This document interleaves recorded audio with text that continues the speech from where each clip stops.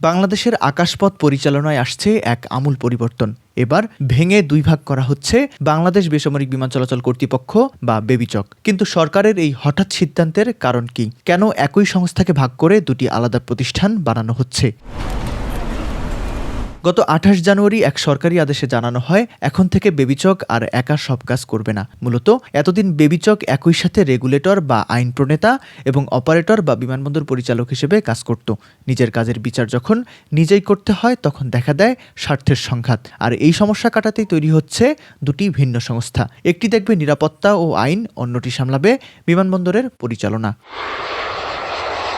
এই সিদ্ধান্তের পেছনে রয়েছে আন্তর্জাতিক সংস্থা আইকাওয়ের দীর্ঘদিনের অডিট রিপোর্ট। তারা অনেক আগেই এই বিভক্তির পরামর্শ দিয়েছিল। এছাড়া গত বছরের ১৮ অক্টোবর শাহজালাল বিমানবন্দরের কার্গো কমপ্লেক্সে ভয়াবহ অগ্নিকাণ্ডের পর তদন্ত কমিটিও একই সুপারিশ করে। মূলত নিরাপত্তার খাতিরে এবং আন্তর্জাতিক মানদণ্ড বজায় রাখতে এই সংস্কার জরুরি হয়ে পড়েছিল। খুব শীঘ্রই নতুন আইন তৈরির মাধ্যমে এয়ার নেভিগেশন এবং বিমানবন্দর পরিচালনার জন্য পৃথক অপারেটর ব্যবস্থা গঠিত হবে। এর ফলে কমে আসবে দুর্নীতি, বাড়বে যাত্রী সেবার মান এবং শক্তিশালী হবে বাংলাদেশের আকাশপথের নিরাপত্তা। বাংলাদেশের এভিয়েশন খাতের এই নতুন যুগের সূচনা নিয়ে আপনার মন্তব্য কি?